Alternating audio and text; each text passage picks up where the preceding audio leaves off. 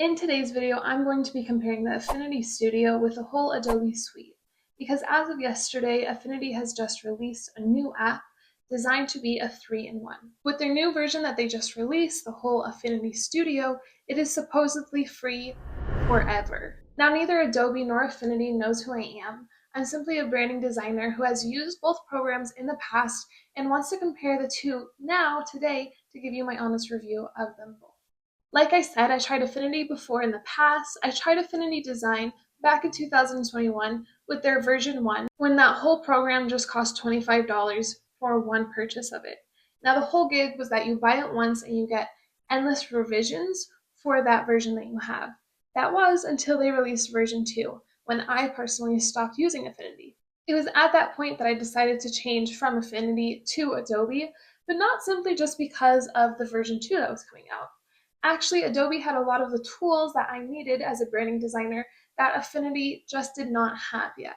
So in today's video, I will be comparing the two based off of 3 criteria. Number 1, the interface. How easy is it to use both of these apps? Is it easy to navigate, get around? Is there any sort of lagging on one of the programs? I'm going to test all of this out and let you know. Number 2, I'm going to be testing the 5 main tools that I personally use as a branding designer. A little disclaimer here, as a branding designer, my main go-to app that I use in the Adobe suite is Adobe Illustrator. So a lot of the tools that I'm going to be comparing are tools that you would usually find in Illustrator. And number 3, the cost. They are claiming that it is truly free, and I'm here to check it for you guys. Is Affinity really free, and is it really worth it? Without further ado, I just downloaded Affinity a few seconds ago, and we're going to both test it out together. Now, this is the first screen that you'll see when it comes to the Affinity Studio.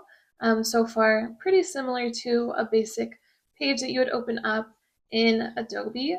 I usually like to go for a custom size. I'm just going to do 1000 by 1000 pixels. Okay, off the bat, I see a bunch of options for RGB, CMYK, photo, canvases. They have tons and tons of options here on Affinity. I just want to get a basic artboard to start out with. It seems to create your first artboard, you just have to change the settings here on this side. I was searching for a place right here to create a new document, but it's all just within this right side panel. And these are my normal settings I usually use for creating logos. I'm just going to stick with these. So far, we just have a blank artboard. Everything kind of looks really similar to Adobe. As I was looking to add more artboards, I noticed this button up in the top left, which is super interesting because it leaves this artboard the same, but it changes it from a vector to a pixel to a layout, which is their version of Illustrator, Photoshop, and InDesign. So I'm going to click the vector one, and now we'll get started. To test out the interface, I'm just going to be doing that as I'm looking at all the other tools. So that I will give you the final review on at the very end. Right now, let's just look at the top 5 tools that I would usually use while creating a brand. So number 1, I love to use multiple artboards while I'm creating a brand. I like to see all of the different type explorations along different artboards. I like to see every detail that I change in a logo, every tweak, to really compare them all side by side. So I love using a ton of artboards. That's number 1. Number 2, I'm going to be looking for the pencil tool. I love to use the pencil tool to really give letters a unique vibe and really to add my own personal twist on the letters to make all the characters in a logo specific towards that client. Right alongside the pencil tool, I'm going to be looking for the smooth tool. I like to use a smooth tool a ton. Instead of going in and changing every anchor point one at a time, the smooth tool can really help you as a base guide to get a smoother line for whatever you are going for. Again, when it comes to the lettering, mainly in the logo. The next tool I will be looking for is the Right on Curve tool. I love to use this tool to give an alternative logo to my clients. So that's a big one that I'm going to definitely keep my eye out for in the Affinity Studio. Okay, I found where to add an artboard. It's just the second button right here. But something I noticed that you can do in Adobe Illustrator that you cannot do here is a keyboard shortcut. So in Illustrator, I love to hold down my Option key and drag out a new artboard. But in this program, it simply doesn't work like that. So let's undo and just insert a new artboard. Oh, and that's actually the first artboard right there, that one that we were just using. So if I insert another artboard, okay, then it'll be there. They do have the keyboard shortcut V. I'm sure I can make a whole entire video on which keyboard shortcuts they do have and they don't have, but these ones are just super helpful and it's like second nature to me when I'm working with a keyboard.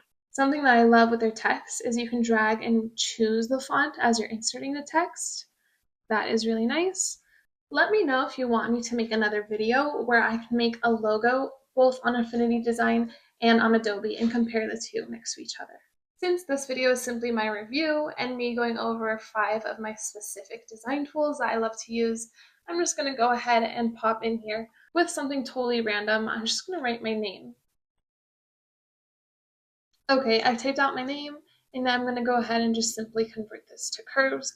I just use whatever font was default, which is Arial, that makes sense. And we're just going to play with this.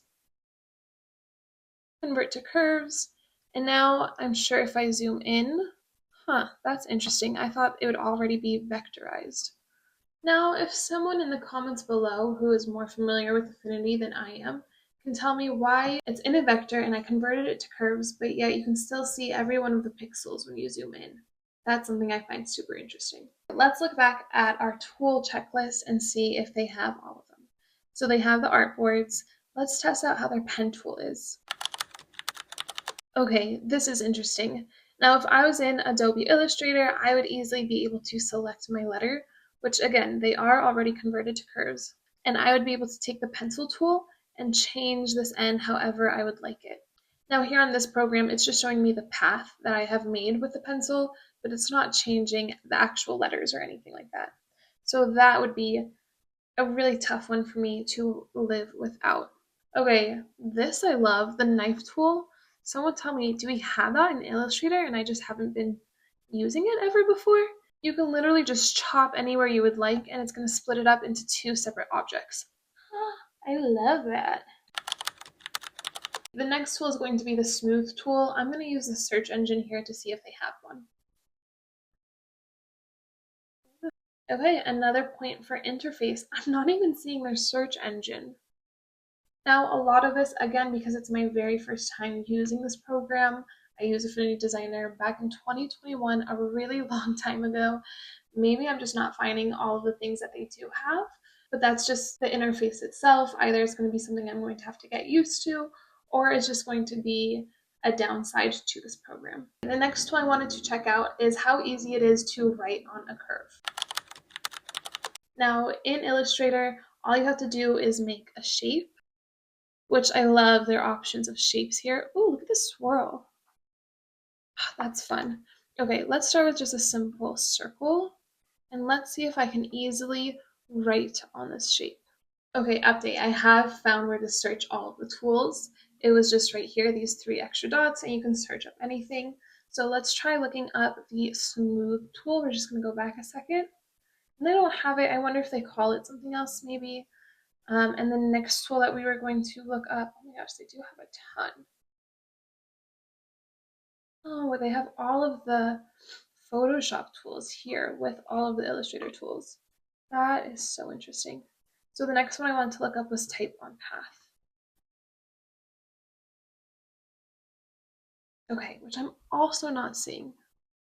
Now, I do remember from years ago that there was a way to type on the path. Again, it might just be the interface, and because I'm so new to it, I'm not finding the ways that I would easily find them in Illustrator. Inside of their text box tool here, they either have frame text tool or artistic text tool. I'm not seeing anything else besides those 2 things. One thing that I do remember absolutely loving that Affinity has and Illustrator does not have is if you click on the artboard itself, you can actually just change the color of the background of the artboard without creating another layer of, in this case, a square, which I absolutely love. Okay, so we talked a bit about the interface.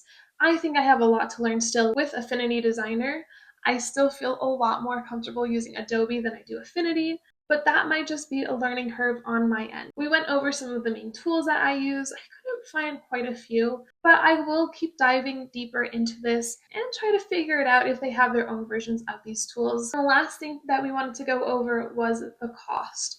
So is it really free? Yes, it truly is free. I didn't have to pay a dime to do any of this that you are seeing here in this video. If you do want to use the Canva AI, that's what's going to cost money. And I think that's where they're trying to get a lot of their sales from as AI is more incorporated in our lives. But if you already have the Canva Pro subscription, you can already use all of these things, which I personally think is incredible, super helpful. But other than that, everything else looks completely free.